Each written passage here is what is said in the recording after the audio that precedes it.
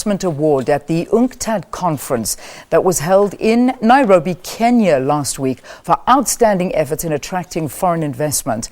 The country that previously exported mostly textiles to the US has recently recorded growth in exports to South Africa. The Minister of Trade and Industry, Joshua Setipa, joins us now from our Bloemfontein studios. And of course, this is the Minister from Lesotho. Good to have you, Minister. Thank you very much for talking to us in Bloem, but I know that we're talking to telephonically.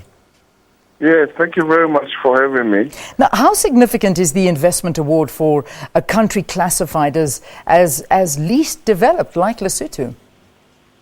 Well, it is very significant because, as you know, investment decisions are also about perceptions, and if you're perceived to be inefficient, then investors tend to shy away from you. So any recognition that the investments we're making in improving our efficiency as a destination for investment is paying off is good news. So it is a welcome boost to our continuing efforts to improve our value proposition as an investment destination. Yeah. I mean, growth in exports to other markets means Lesotho has heeded the call from the likes of the World Bank to the IMF to diversify. What would you say the country is doing right that results are showing now? What is your recipe for success? Well, we still have a long way to go in terms of improving our efficiency, improving our value proposition. But when you look around, one of the challenges we have is that we're landlocked. And there isn't much we can do about the fact that we're landlocked by South Africa, that we're 600 kilometers away from the nearest port. What we can do about is how we improve our systems, our efficiency behind the border. That means how can we make it less painful or more efficient for an investor, for a business to do business in Lesotho. Business registration, company registration, banking facilities, and everything that goes with it. That's where our focus is. And when you look around the countries that we're competing with, whether it's in this region, countries like Rwanda, who are working and investing every day to become more efficient, countries like Kenya, we have to continue to make this investment. If you look at countries in Southeast Asia, who are main competitors on the clothing side in the U.S. market, Vietnam, Cambodia, those are the countries that we have to compete with. They are very close to the market, for example, 14 days away from the U.S. market. We are 32 days away from the U.S. market. Yeah. So our structural inefficiencies are what we have to continue to make up for. And this is it's a continuing investment. Minister, let's just, before we let you go, talk about other opportunities that exist in Lesotho for potential investors. Well, if one look at the whole range of opportunities in terms of sectors, we see huge potential in the agricultural sector, and we know for a fact that South Africa is a leader globally when it comes to this sector. The South African agricultural industry is one of the most advanced in the world, and we believe that Lesotho boasts or has the potential to provide high returns for investments in this sector, and we are looking to see how we can facilitate this type of investment. We also have opportunities in the mining sector, and South African investors have invested quite significantly in the mining sector. We continue to.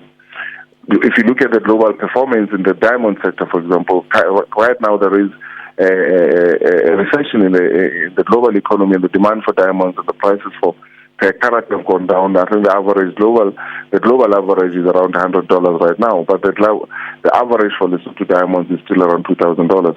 So we still are able to provide returns.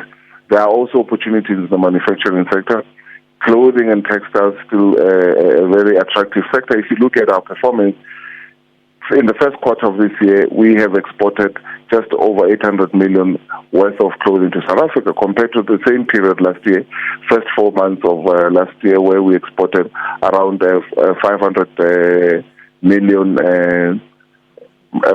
So there is growth in the sector. We also believe that there's significant growth in the retail sector, there's significant growth in infrastructure. If you look at our infrastructure project pipeline, it is quite significant. And we are saying to South African companies, come to Lesotho, come join us, help us build the economy, help us build an inclusive economic development story, and you will also be able to see your investment returns sustained in a very positive way.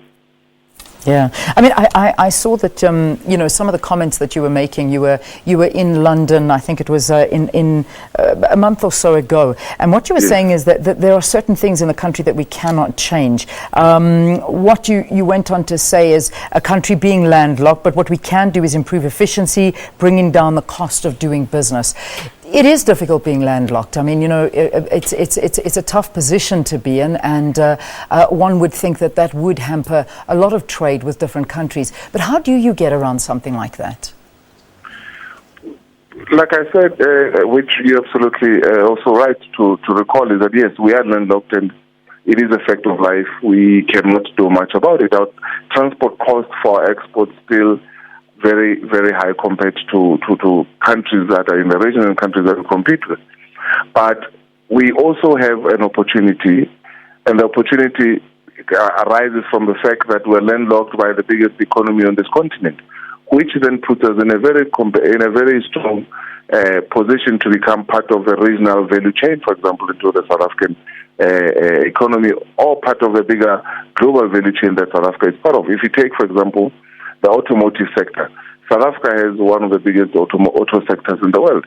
We have positioned ourselves to be able to be part of that story, and we are looking at how we can contribute by producing components that make up that form part of that value chain into the auto sector. And so far we have succeeded, and I believe that the sector holds significant potential for Lesotho, and we're looking at putting in place more targeted policy measures that will facilitate investments in that sector, investments in skills that we need to make sure that we're able to play our role in that sector. So, yes, we're landlocked, but there are also opportunities, and the fact that we are landlocked by South Africa is an opportunity that we are looking to make sure that we position ourselves and we can continue to exploit for mutual benefit of both Lesotho and South Africa. After all, we do have a common history.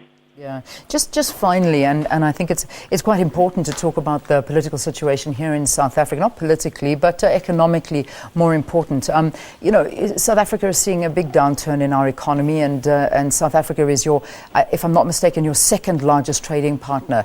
How is it affecting you? Because obviously this must have huge repercussions on your trade and investment sectors.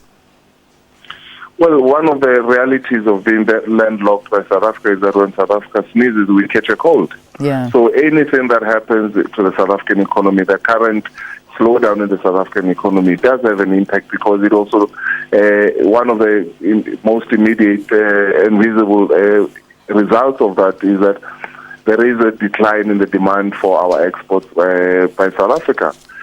There's also, I think, a flip side to this, and that is that with the exchange rate situation that currently prevails, it becomes costly for South African retailers to import clothing from the Far East. So they are switching their sourcing to South Africa, to Lesotho. So that is a boost. But overall, the slowdown in the South African economy does have an impact on us, and we continue to work with the South African authorities to try and see how we can boost the economy, because increased demand from South Africa means economic growth for us. Indeed. Let's leave it there, Minister. Thank you so very much for joining us here on the program. Joshua Setipa, he's the Minister of Trade and Industry in Lesotho. But one thing I can tell you is that going to Lesotho and taking a ski trip is something that's definitely on my radar. So I'm sure your tourism over this time is a great money spinner for you, because I have heard some of the best skiing that you can do is in Lesotho. Minister, am I right on this one? Thank you very much for having me, and I do encourage you and your listeners and your viewers to come to Lesotho, because it's going to be a very good skiing season this year. We are experiencing a significant amount of snowfall. We're hoping for 2 more like this before the end of the skiing season in September. And I think it's going to be a very good experience, especially for school children who I know that in Gauteng, they are about to go on holiday now. So we're looking forward to receiving everybody. so much. I promise you I'm going to take you up on that next year. Got to go skiing in Lesotho. That was our minister, well, not our minister, Lesotho's Minister of Trade and Industry, Joshua Setipa.